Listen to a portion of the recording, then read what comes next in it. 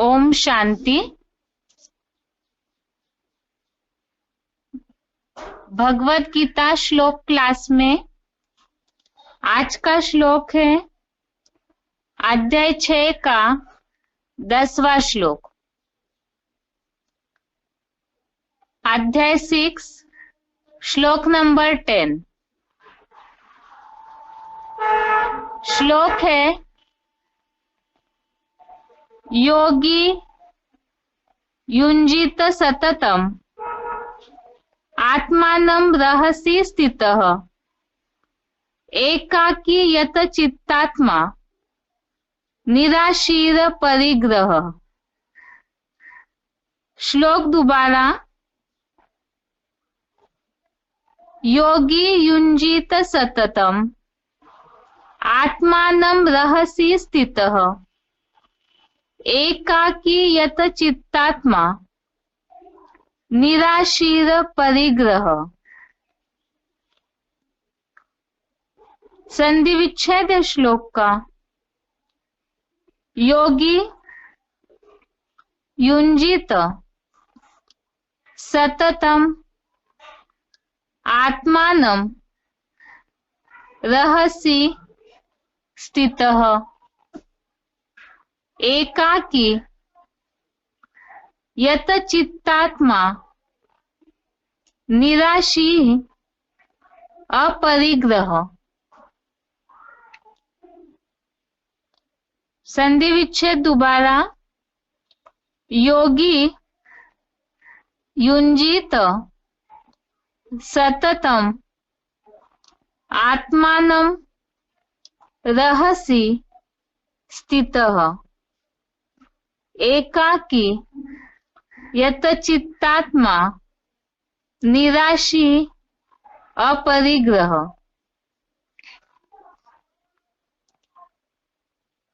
शब्दों का अर्थ है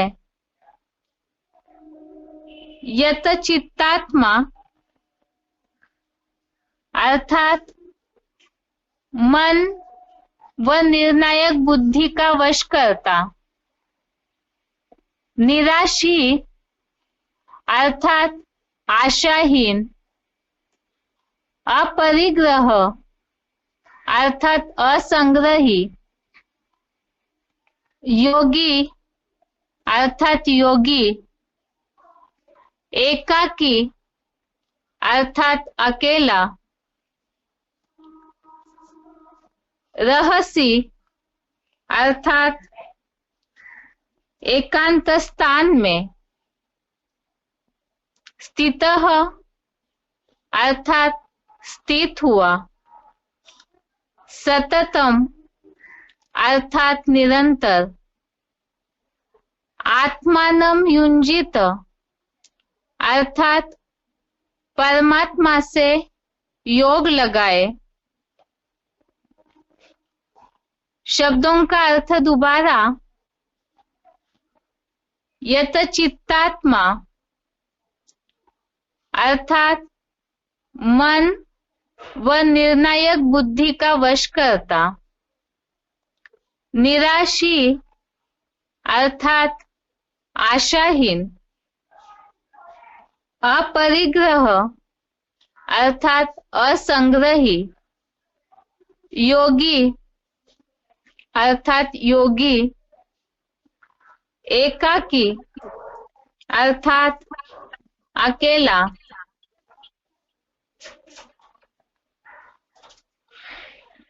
रहसी अर्थात एकांत स्थान में। स्थितः अर्थात स्थित हुआ। सततम अर्थात निरंतर। आत्मानं युञ्जीत अर्थात परमात्मा से योग लगाए।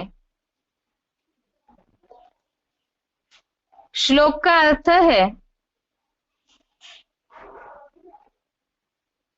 चंचल मन व निर्णायक बुद्धि का वश करता आशाहीन असंग्रही योगी अकेला एकांत स्थान में स्थित हुआ निरंतर परमात्मा से योग लगाए।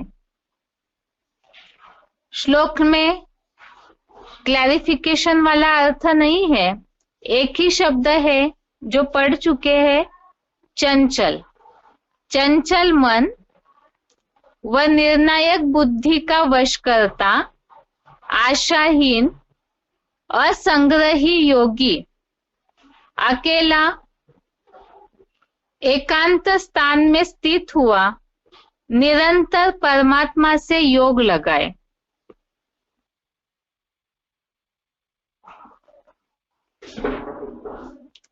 यहाँ सारे ही भगवत प्राप्त पुरुषों के लक्षण और आत्मा का किस तरह उद्धार हो सकता है उसके बारे में सारी बातें बताई जा रही श्लोकों में। अभी तक की बातों में जो श्लोक 2-3 दिन से हमने पढ़े उसमें जैसे कि देह के जो भी पदार्थ है, आने वाली जो स्थिति परिस्थितियां है जिसके कारण अवस्था ऊपर नीचे होती है, उसके अलावा संबंधी संपर्क की है, वैरायटी स्वभाव संस्कार वाले, तो उन सब में भी समान बुद्धि रहने की बात के लिए ही श्लोकों में बताया। चाहे कोई साधन मिले या न मिले, कैसे भी वैरायटी स्वभाव संस्कार की आत्माएं हो, जैसे मित्र हो चाहे शत्रु, द्वेषी हो या बंधुजन, साधु हो या पापी, सभी में ही समान बुद्धि वाला ही विशेष माना गया है। ऐसे कल के श्लोक में उल्लेख देखा है हमने। और आज के श्लोक में बात आई है निरंतर परमात्मा से योग लगाने के लिए, और उसके लिए ही जो पुरुषार्थ है वो बताया। एक तो चंचल मन और निर्णायक बुद्धि का वश करता। वश करता अर्थात मन बुद्धि को कंट्रोल करने की बात। मन तो घोड़े की तरह दौड़ता है, तो उसे इसीलिए ही कंट्रोल में रखने वाला जो योगी है उनका मन और बुद्धि कंट्रोल में होगी। ऐसे ही आशाहीन, तो आशाहीन अर्थात एक तो है देह के संबंधित, देह के पदार्थों से संबंधित बहुत सारी आशाएं लगी होती है, जिसे ही दूसरे शब्दों में कहे तो चाहना, अपेक्षाएं, महत्वाकांक्षाएं। ऐसे देह के साथ ये सब चीजें जो है देह भान के कारण जुड़ी हुई रहती है। तो आशाएं तो है लौकिक आशाएं, जिसमें बहुत सारी बातें आ जाती है, या तो जिन व्यक्तियों से हमारा संबंध संपर्क है उनसे भी अपेक्षाएं रखते हैं। और दूसरी बात, स्थिति परिस्थितियां या प्राप्तियों से संबंधित भी अपेक्षाएं रहती है, ये भी मिले वो भी मिले। तो दैहिक चीजें जो भी है उसकी आकांक्षाएं, इच्छाएं रहती है। और यहाँ बताया जो योगी है उसके लिए बताया आशाहीन, अर्थात कोई भी प्रकार की लौकिक आशाएं नहीं होगी, जिससे ही श्लोक में शब्द आया निराशी। ऐसे ही बताया आगे असंग्रही योगी। असंग्रही अर्थात संग्रही अर्थात संग्रह करना, इकट्ठा करना। असंग्रही अर्थात इस तरह से कोई भी चीजों को संग्रह न करने वाले, इकट्ठा करके न रखने वाले। अब ये भी दैहिक पदार्थों से संबंधित ही बात है, जिसमें जैसे मुरलियों में शिव बाबा बोलते हैं बहुत ज्यादा लालच होगा तो जैसे 10-20 साड़ियां इकट्ठी करके रखते हैं। जैसे कि बहुत से मुरलियों में शिव बाबा ने बोला है प्रॉपर्टी संबंधित बातों के लिए, देह के लिए जितना जरूरी है, 2 रोटी ही पेट मांगता है, लेकिन उसके बावजूद भी, जैसे इसके पहले कई श्लोकों में उल्लेख देखा है हमने, ऐसे होता है कि जितना शरीर के लिए चाहिए उसके अलावा भी लोभवश, इच्छाओं की पूर्तिवश बहुत सारी चीजें इकट्ठा करके रखते हैं। जैसे धन संपत्ति से संबंधित भी मुरलियों में तो बहुत सारे डायरेक्शन शिव बाबा ने दिए हुए हैं, लेकिन उसके बावजूद भी अगर देह भान ज्यादा है तो ऐसी लौकिक चीजों का संग्रह करना, जिस दुनिया में हम रह रहे हैं तो उन्हीं दुनियावी चीजों का संग्रह करना, ऐसी आदत होती है, तो जिससे याद की अवस्था में अंतर पड़ता है। और यहाँ योगी का ये भी लक्षण बताया, असंग्रही योगी। आगे बताया है अकेला।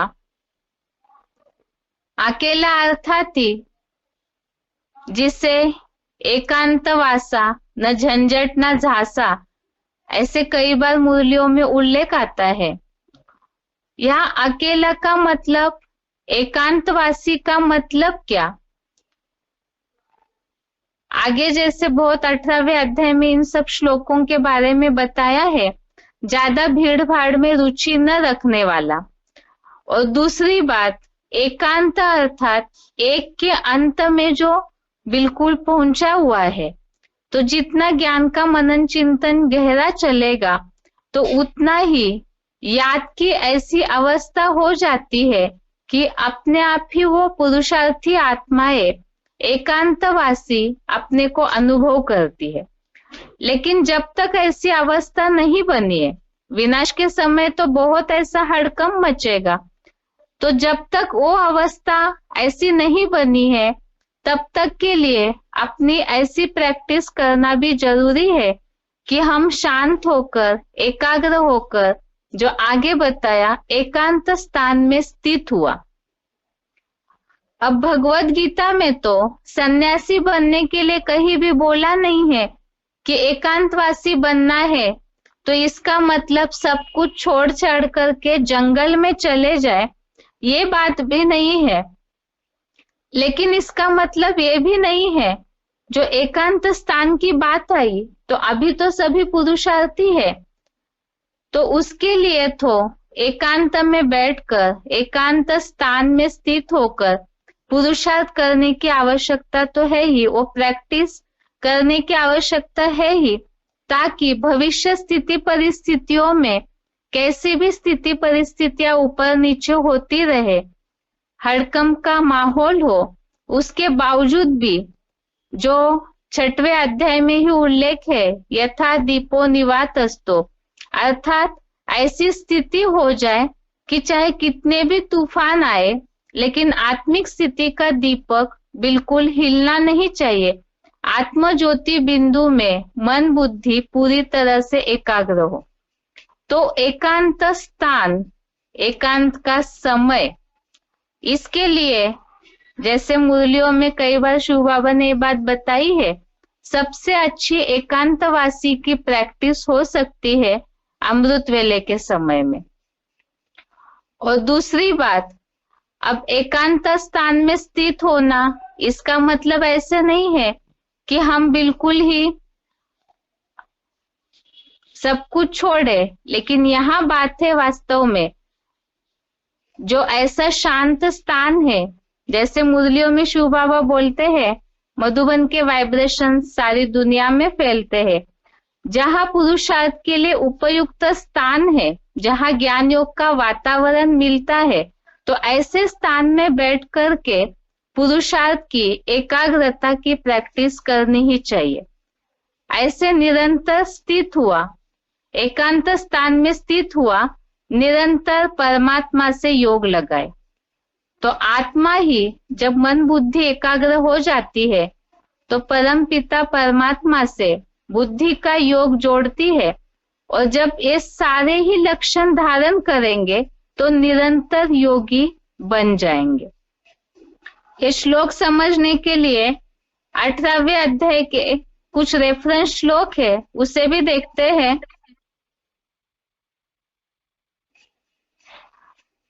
श्लोक नंबर 49, अध्याय 18 का श्लोक नंबर 49। इसमें उल्लेख आया है, सब परिस्थितियों में आत्मजयी, आसक्ति रहित बुद्धि वाला, कामनाहीन, समुचित त्याग से परम श्रेष्ठ, कर्म रहित सिद्धि को प्राप्त करता है। जो आज के श्लोक में बात आई है, एक तो आशाहीन, असंग्रही योगी और मन बुद्धि का वश करता। तो 18वें अध्याय में इस श्लोक में ये बात बताई है, एक तो सब परिस्थितियों में आत्मजयी और आसक्ति रहित बुद्धि वाला, और ऐसे जो पुरुषार्थी है उनका रिजल्ट बताया कि वो परम श्रेष्ठ सिद्धि को प्राप्त करते हैं। 18वें अध्याय का 50वां श्लोक, अध्याय 18 का श्लोक नंबर 50, इसमें भी ये बात बताई है। ये दोनों श्लोक जुड़े हुए ही है। इसमें भी रिजल्ट बताया है कि ऐसे जो पुरुषार्थी है वो परम ब्रह्म लोक को पाता है, और यहाँ पराकाष्ठा रूप सर्वोच्च स्थिति साक्षात परम ब्रह्म में ही होती है। जो आज के श्लोक में बात आई हुई है निरंतर परमात्मा से योग लगाने की। 18वें अध्याय का 51वां श्लोक, अध्याय 18 का श्लोक नंबर 51, इसमें बात आई है, अपने मन को वश में करके शब्द स्पर्श आदि पांचों विषयों को त्याग कर। आज के श्लोक में बात आई है, मन व बुद्धि का वश करता। जो 51 नंबर श्लोक में उल्लेख आया है, मन को वश में करके, और वो वश में करने के लिए ही ये जो ज्ञानेंद्रिया है और उसके जो विषय है रूप रस गंध स्पर्श आदि, तो इन सब से भी समेट करके, इन विषयों को त्याग करके और राग द्वेष को छोड़ करके आगे इसी से जुड़ा हुआ अगला श्लोक है। इसमें भी लक्षण बताए हैं। 18 अध्याय का 52 नंबर श्लोक, अध्याय 18 का श्लोक नंबर 52 में मन से भी एकांत प्रिय, जो आज के श्लोक में उल्लेख आया है, अकेला और एकांत स्थान में स्थित हुआ। तो इसी से जुड़ा हुआ शब्द श्लोक नंबर 52 में बताया है, मन से एकांत प्रिय और श्रीमत से मन वचन कर्म में मर्यादित। तो जो मन बुद्धि का वश करता है वो वश में तभी आएगा मन, जब मन वचन कर्म से पूरी तरह मर्यादा में स्थित होंगे और नित्य विचार सागर मंथन और परमात्मा से योग युक्त हुआ वैराग्य का संपूर्ण आश्रय लेने वाला। जो आज के श्लोक में बात आई है कि ऐसे अकेला एकांत स्थान में स्थित हुआ निरंतर परमात्मा से योग लगाए। तो ये सारे लक्षण जो धारण करते हैं तो वही निरंतर परमात्मा से योग लगा सकते हैं, योगी निरंतर के बन सकते हैं। आगे जो बात आई, वैराग्य का संपूर्ण आश्रय लेने वाला। वैराग्य अर्थात सारी बातों की आसक्ति छोड़ना, और इसी के लिए आज के श्लोक में आशाहीन असंग्रही योगी। भगवत गीता का तो सारी है, नष्टो मोहा स्मृति लब्धा, और उसी बात को देह, देह के संबंधी, देह के पदार्थ, देह की स्थिति परिस्थितियां, इनसे संबंधित बातों को ही अलग अलग विषयों पर अलग अलग संदर्भ में बताया है। जैसे वैराग्य का संपूर्ण आश्रय लेना, आज के श्लोक में बात आई है, आशाहीन और असंग्रही। तो सब बातों की, व्यक्तियों से पूरी तरह आशा छोड़ना, हर प्रकार की इच्छा छोड़ देना, इच्छा मात्रम अविद्या, अर्थात ही वैराग्य, और असंग्रही तो ये भी कोई भी बातों का संग्रह न करना, अर्थात लोभ नहीं रखना, आसक्ति नहीं रखना। तो ऐसा आश्रय लेने वाला, तो ऐसे लक्षणों को धारण करने वाले ही परमात्मा से योग लगा सकते हैं। और आगे के श्लोक में बताया 18वें अध्याय का 53 नंबर श्लोक, अध्याय 18 का श्लोक नंबर 53 में उल्लेख आया है, संग्रह वृत्ति को विशेषतः छोड़कर। जो आज के श्लोक में शब्द आया असंग्रही, ममताहीन शांत चित्त हुआ। शांत चित्त होना अर्थात एक तो मन बुद्धि वश होना, और जैसे शांत होने के लिए एकांत की आवश्यकता है। आगे बताया ऐसे जो है परम ब्रह्म भाव के लिए समर्थ है। तो ये सारे ही एक तो आत्म उद्धार के लिए प्रेरणा, आत्मा इन सारे लक्षणों को धारण करके ऊंची स्थिति में जा सकती है, ऊपर उठ सकती है, और उसी से जितनी आत्मा ऊंची स्टेज में जाएगी, देह भान को छोड़ेगी, तो उतना ही निरंतर का योगी भी बन सकती है।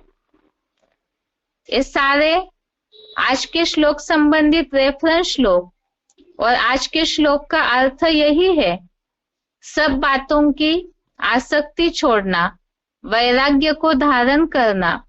जो श्लोक में उल्लेख आया है, मन व निर्णायक बुद्धि का वश करता, आशाहीन असंग्रही योगी अकेला एकांत स्थान में स्थित हुआ निरंतर परमात्मा से योग लगाए। ये श्लोक का अर्थ है। इससे संबंधित उच्चारण पहले सुनते हैं, उसके बाद पॉइंट्स।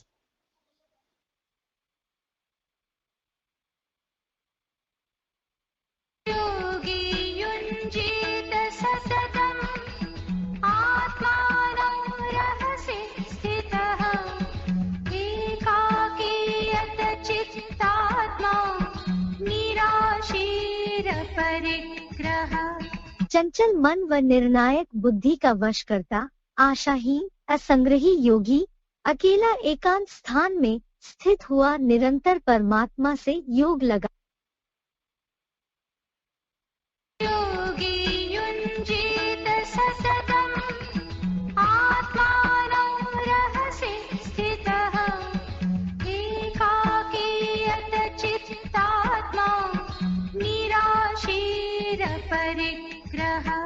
चंचल मन व निर्णायक बुद्धि का वश करता, आशाहीन असंग्रही योगी अकेला एकांत स्थान में स्थित हुआ निरंतर परमात्मा से योग लगा।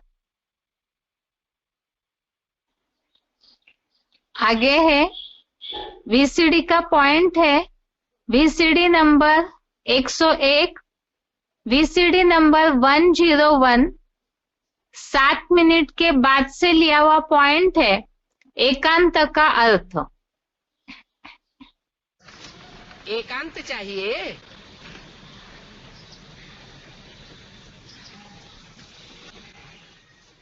एकांत हद का या बेहद का चाहिए? बेहद का एकांत क्या होता है? एक के अंत में रहना है, एक का अंत जानना अर्थात तंत जानना। रहस्य क्या है, उस रहस्य को पहचान लेना। तो एक के अंत में रहना ये है बेहद का एकांत। और जो इस एकांत में नहीं टिक पाते हैं उनको फिर स्थूल एकांत चाहिए। ज्यादा भीड़ भाड़ अच्छी नहीं लगती। आगे का पॉइंट है selected point number 447, selected point number 447, एकांतवासी बनने की प्रैक्टिस का समय। भगवान का कार्य करेंगे तो भगवान की याद आएगी या नहीं आएगी? है, आएगी। भगवान की याद को ही तो योग कहते हैं। हाँ, सेवा जो है मनसा भी होती है, वाचा भी होती है और कर्मणा भी होती है। लेकिन याद का एक रूप ऐसा है जिसमें कर्मणा की दरकार नहीं है, वाचा की भी दरकार नहीं है, तन की भी दरकार नहीं, धन की भी दरकार नहीं। वो सेवा इतनी उच्च कोटि की हो सकती है जिसमें सिर्फ मन की ही जरूरत है। मन को जिसने एकाग्र कर दिया उसको इंद्रियों को चलाने की दरकार नहीं है, तन के कोई हिस्से को चलाने की दरकार नहीं, वाचा चलाने की दरकार नहीं, धन खर्च करने की दरकार नहीं, संबंधियों की पावर लगाने की भी दरकार नहीं, जो संपर्क में आने वाले हैं उनकी भी शक्ति लगाने की दरकार नहीं। मात्र संकल्प किया योग बल से, योग बल की एकाग्रता से, और काम संपन्न हो गया। वो है योग बल की पराकाष्ठा। उसको कहते हैं संकल्प सिद्धि। मन से जो भी संकल्प किया, जब भी किया, उसी समय वो संकल्प सिद्ध हो जाए। प्रकृति स्वतः ही सारा कार्य संपन्न कर दे।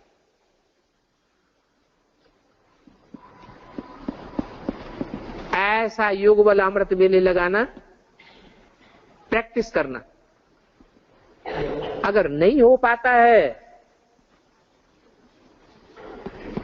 तो जितना हो सके उतना अच्छा। इसके लिए गीता में भी कहा हुआ है, स्वधर्मे निधनम से या परधर्मो भयावह। स्व माने आत्मा, धर्म माने आत्मा की धारणा में टिकना सबसे बड़ा धर्म है। स्वल्पम अप्यस्य धर्मस्य त्रायते महतो भयात्। इस धारणा का स्वल्प मात्र भी, अंश मात्र भी अगर धारणा कर ली, मैं आत्मा हूं, इस स्थिति में एक सेकंड भी टिके तो महान भय से हमारा सुरक्षा हो सकती है।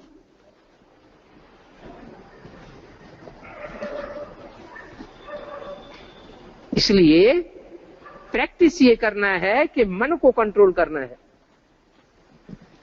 नहीं होता है तो अच्छा मुरली ही पढ़ो।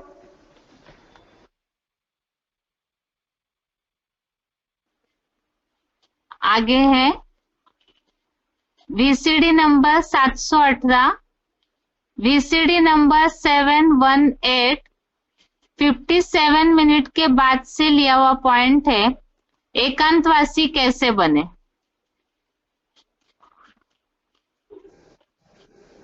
पास विदानर आत्मा हो जाए, ऐसी मेहनत करनी है।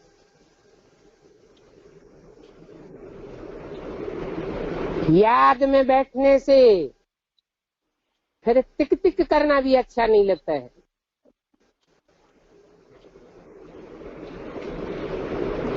इसमें याद, इसमें आवाज तो बिल्कुल नहीं चाहिए। आवाज से भी परे चले जावे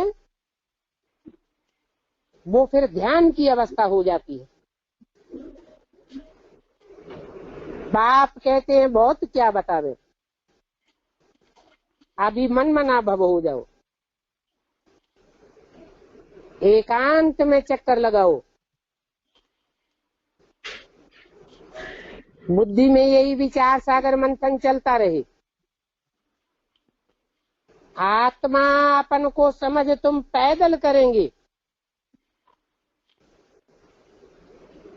परंतु ये अवस्था जाने में बहुत टाइम लगेगा, जल्दी नहीं होगी। आत्मा को ही राजाई प्राप्त करनी है। डबल सिरताज बनना है शरीर धारण करके।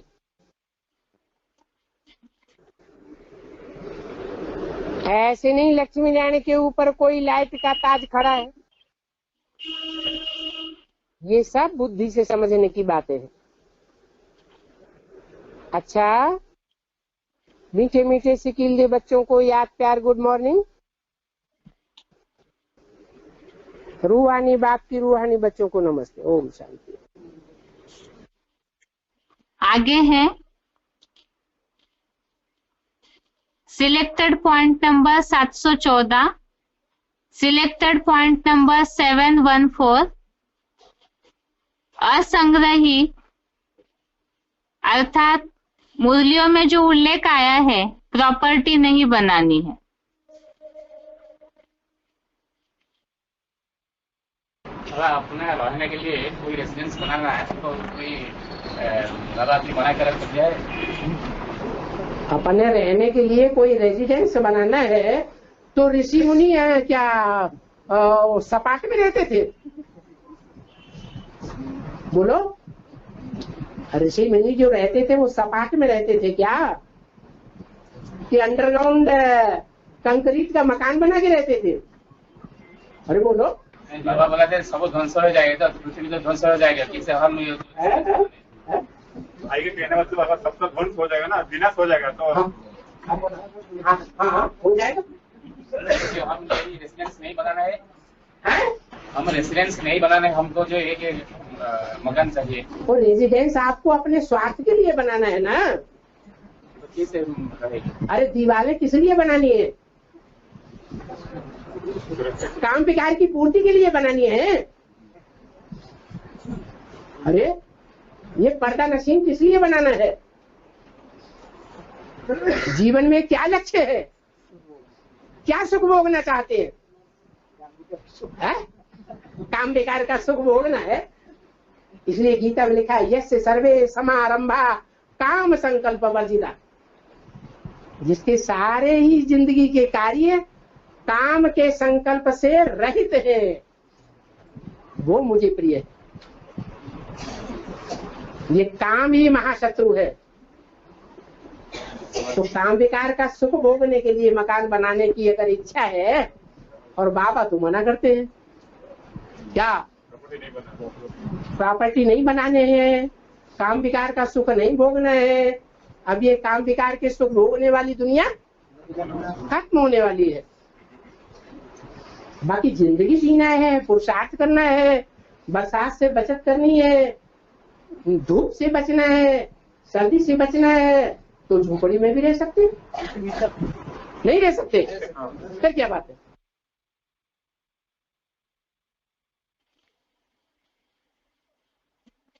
आगे का पॉइंट है selected point number 1715, selected point number 1715, इच्छा मात्रम अविद्या।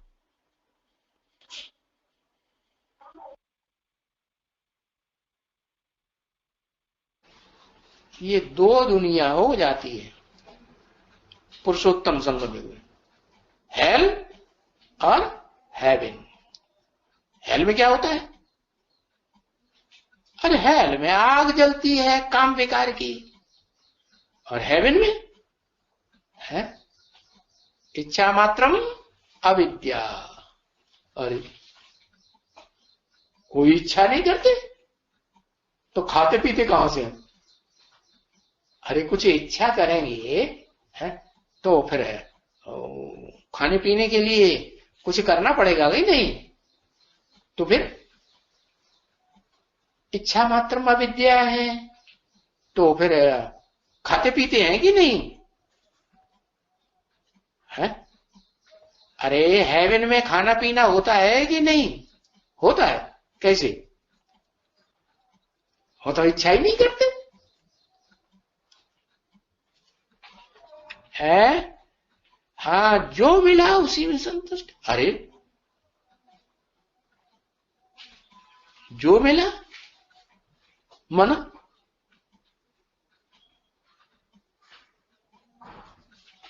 हाँ माने पतली पतली खिचड़ी मिल जाएगी तो भी संतुष्ट, ऐसे। अच्छा, हाँ, तो कहते हैं क्या, संतोष नहीं है तो सब धन धूर समान, जो आवे संतोष धन तो सब धन दूर समान।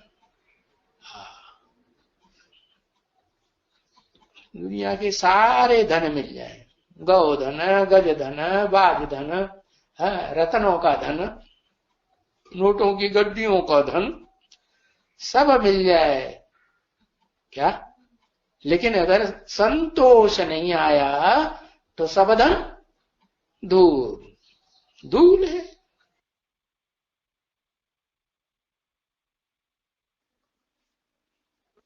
अभी तक के पॉइंट्स में जैसे बात आई, एक तो एकांत अर्थात एक के अंत में जाना, जैसे और मुरलियों में भी शिव बाबा बोलते हैं, एक शिव बाबा दूसरा न कोई।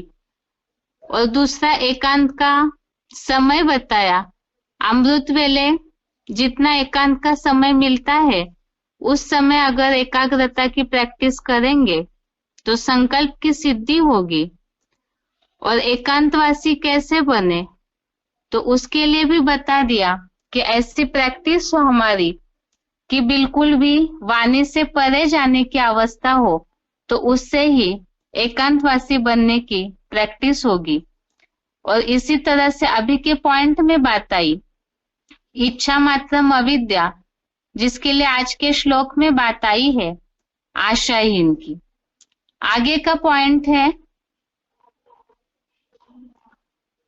Selected point number 1548, selected point number 1548, इच्छा मात्रम अविद्या।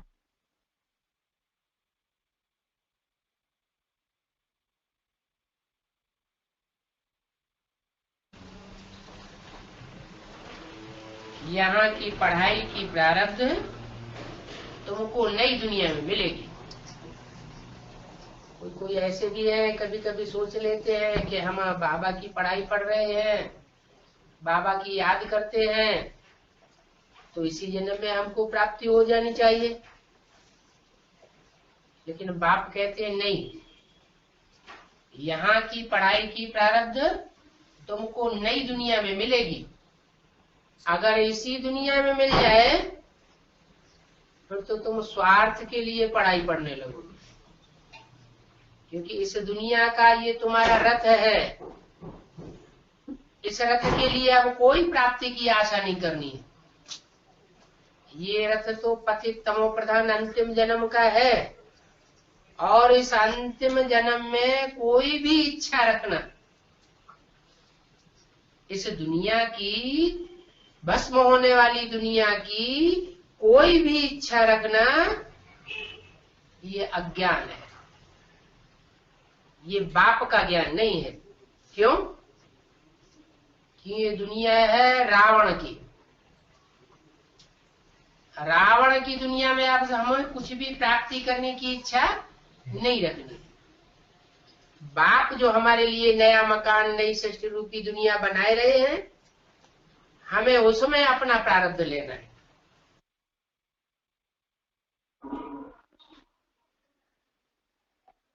श्लोक में बात आई है आशाहीन अर्थात लौकिक इच्छाओं से रहित होना, जो अभी के पॉइंट में बात आई इच्छा मात्रम अविद्या की। आगे है वार्तालाप नंबर 1165, डिस्कशन नंबर 1165, 15 मिनट के बाद से लिया हुआ पॉइंट है आशाहीन का पुरुषार्थ। जो अष्टदेव है वो पहले पहले पास होते हैं या बाद में पास होते हैं? जो माया की परीक्षा होगी, आखिरी परीक्षा, फाइनल परीक्षा, उस परीक्षा का मुख्य पॉइंट क्या है? बस यही उनका विशेष लक्षण है कि जब से बेसिक में आए होंगे या जब से एडवांस में आए होंगे, तो उनके जीवन की ये विशेष बात चेक की जाए। उन्हें भगवान मिल गया, जब ये बुद्धि में बात बैठ गई तो जो पाना था सो पा लिया। सारी दुनिया से कुछ प्राप्ति होने की आशा है? नहीं। सबसे मोह नष्ट हो जाता है। तन की ताकत लगानी है तो ईश्वरीय सेवा में, ईश्वर के प्रति। मन लगाना है तो ईश्वर के प्रति, धन लगाना है तो ईश्वर के प्रति, समय गंवाना है तो ईश्वरीय कार्य के प्रति, संपर्कियों की, संबंधियों की ताकत लगानी है तो भी ईश्वरीय कार्य के प्रति लगाएंगे। जैसे आप हुए, मर गई दुनिया।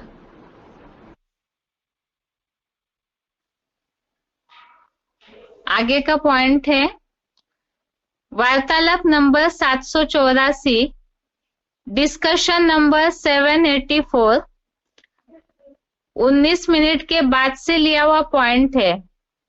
आज के श्लोक में जो उल्लेख आए हैं, आशाहीन, एकांत प्रिय और जैसे वैराग्य की भावना के लिए 18वें अध्याय में उल्लेख आया, तो ऐसे हस्ती निरंतर योगी शंकर।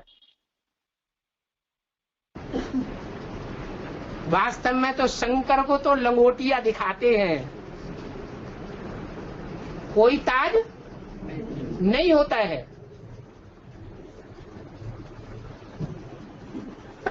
कुछ भी नहीं देखने में आता है, सिर्फ कहा जाता है विश्वनाथ।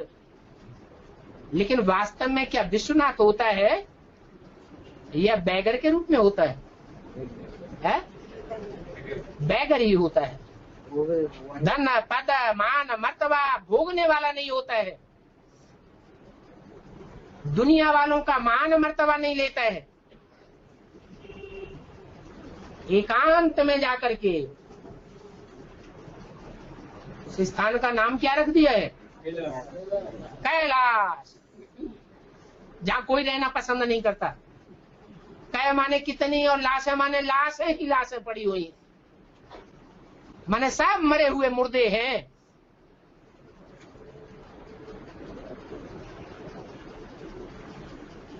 जीते जी मर जाते हैं। इस दुनिया से उन्हें कोई चाहने की इच्छा नहीं है। इच्छा मात्रम अविद्या। तो जहां शमशान घाट में इतनी लाशें बिखरी हुई हैं, वहां कोई रहना पसंद नहीं करता है। दुनिया वाला कोई वहां रहना पसंद करता है? नहीं। अरे पुरुषार्थ की इतनी ठंडी होती है, कोई वहां टिक नहीं सकता। लेकिन ऊंची स्टेज है, ऐसी ऊंची स्टेज जो दिखाई गई है, उस ऊंची स्टेज में रहने वाली थोड़ी सी आत्माएं हैं, जिन्हें रुद्रगण कहा जाता है। दुनियावी मान मर्तबा भोगने वाले नहीं हैं। इंद्र देवता की तरह नाच गाने में मस्त रहने वाले नहीं है। बस एक लौ लगी हुई है। किसकी? एक शिव बाबा, दूसरा न कोई। तो ऐसी श्रेष्ठ आत्माएं गुप्त होकर के पार्ट बजाती है।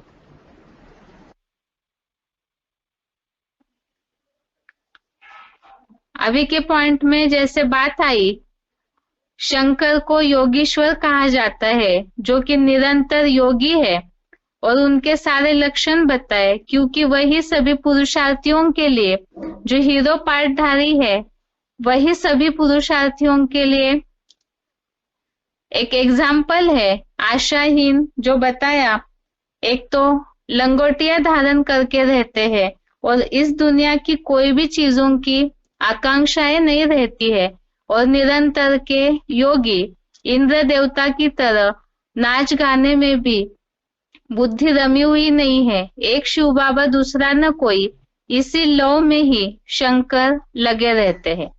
आगे है अव्यक्तवाणी के पॉइंट्स। अव्यक्तवाणी की तारीख 23 नवंबर 89। अव्यक्तवाणी डेट 23 नवंबर 1989। एक का भरोसा दूजे का बल ऐसे नहीं कहा जाता। एक बल एक भरोसा ही गाया हुआ है। साथ साथ एक मन, न मनमत न परमत, एक रस, न और कोई व्यक्ति न वैभव का रस, ऐसे ही एकता एकांत प्रिय। तो यहां बात आई श्लोक में आशाहीन की, लौकिक आशाओं से रहित, तो न किसी व्यक्तियों से कोई आशा, ना कोई वस्तुओं की आशा। जो पॉइंट में बात आई है, एक ही भरोसा और एक बल एक भरोसा। पॉइंट दोबारा, एक का भरोसा दूजे का बल ऐसे नहीं कहा जाता। एक बल एक भरोसा ही गाया हुआ है। साथ साथ एक मत, न मनमत न परमत, एक रस, न और कोई व्यक्ति न वैभव का रस, ऐसे ही एकता एकांत प्रिय। अगला पॉइंट है अव्यक्तवाणी की तारीख 5 अक्टूबर सन 2000। अव्यक्तवाणी डेट 5 अक्टूबर सन 2000। एक की याद में शरीर का अंत होता है, उनको कहा जाता है एकांत। एक की याद में शरीर का अंत होता है, उनको कहा जाता है एकांत। मुरलियों में तो बाबा देहभान छोड़ने की बात के लिए बोलते हैं। यह एक की याद में इतना लगन हो जाए कि पूरी तरह से एकांतवासी बनने पर देहभान पूरा छूट जाता है। अव्यक्तवाणी की तारीख, अगला पॉइंट है अव्यक्तवाणी की तारीख 14 मार्च 1982। अव्यक्तवाणी डेट 14 मार्च 1982। डबल सेवा कैसे करेंगे? सिर्फ वाणी से नहीं, लेकिन चलन से भी और चेहरे से भी। जैसे आप सभी हर बात की गहराई में जाते हो, ऐसे हर गुण की अनुभूति की गहराई में जाओ। जितना गहराई में जाएंगे, उतना रोज नया अनुभव कर सकेंगे। नया अनुभव तब होगा जब एकांतवासी होंगे। एकांतवासी अर्थात सदा स्थूल एकांत के साथ साथ एक के अंत में रहना। एक बाबा शब्द भी जो बार बार कहते हो, वह हर बार नया अनुभव होना चाहिए। पॉइंट दोबारा, अव्यक्तवाणी तारीख 14 मार्च 1982। डबल सेवा कैसे करेंगे? सिर्फ वाणी से नहीं, लेकिन चलन से भी और चेहरे से भी। जैसे आप सभी हर बात की गहराई में जाते हो, ऐसे हर गुण की अनुभूति की गहराई में जाओ। जितना गहराई में जाएंगे, उतना रोज नया अनुभव कर सकेंगे। नया अनुभव तब होगा जब एकांतवासी होंगे। एकांतवासी अर्थात सदा स्थूल एकांत के साथ साथ एक के अंत में सदा रहना। एक बाबा शब्द भी जो बार बार कहते हो, वह हर बार नया अनुभव होना चाहिए। आगे है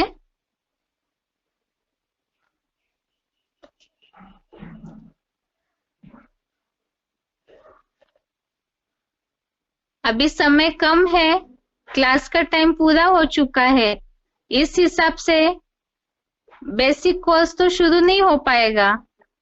लेकिन अभी तक जैसे हमने एक टॉपिक पूरा समझा है, परम पिता के दिव्य कर्तव्यों को लेकर के दुनिया वालों के मन में जो गलत भावनाएं बैठी हुई है, हद की दुनिया में रहने वाले इसी भौतिक दुनिया संबंधित ही परम पिता के भगवान के कर्तव्यों को किस तरह समझते हैं और वो किस तरह से गलत है, उसे हमने प्रूफ के साथ समझा है।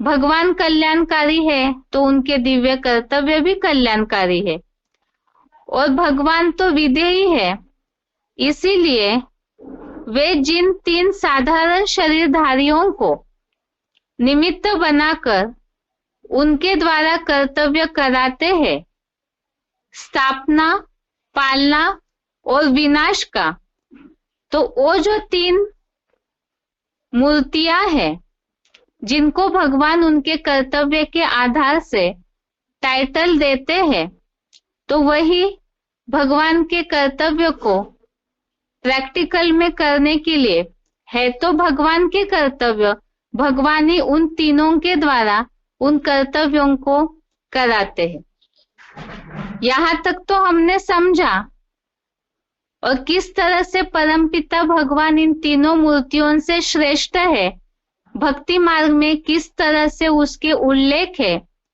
उस सर्वश्रेष्ठ हस्ती के, जैसे कल के क्लास में समझा था ओमकार नाद का रहस्य। तो ये सारी बातें हमने समझी। अब भगवान इन तीनों मूर्तियों के द्वारा कार्य करते हैं, लेकिन प्रश्न ये है, तीनों के द्वारा स्थापना, पालना का, विनाश का कार्य तो होगा, लेकिन प्रश्न है कि क्या भगवान ये तीनों मूर्तियों के द्वारा ही संसार के सामने प्रत्यक्ष होंगे? और ऐसे है या तो फिर, क्योंकि अगर तीनों मूर्तियों के द्वारा भगवान संसार के सामने प्रत्यक्ष होंगे तो फिर 3 भगवान कहे जाएंगे। लेकिन हमने तो प्रूफ के साथ इन बातों को समझा। इस बात को तो सभी जानते हैं, भगवान एक है, गॉड इज वन। तो फिर भगवान के बारे में जो अलग अलग मान्यताएं हैं, जैसे कि भगवान सर्वव्यापी है, इस तरह की बात को समझ करके दुनिया का जो पतन हुआ है, तो वो मान्यता किस तरह से गलत है, उसे अगले हफ्ते के बेसिक कोर्स के क्लास में समझेंगे। आज के लिए गीता क्लास यहाँ तक ही। ओम शांति।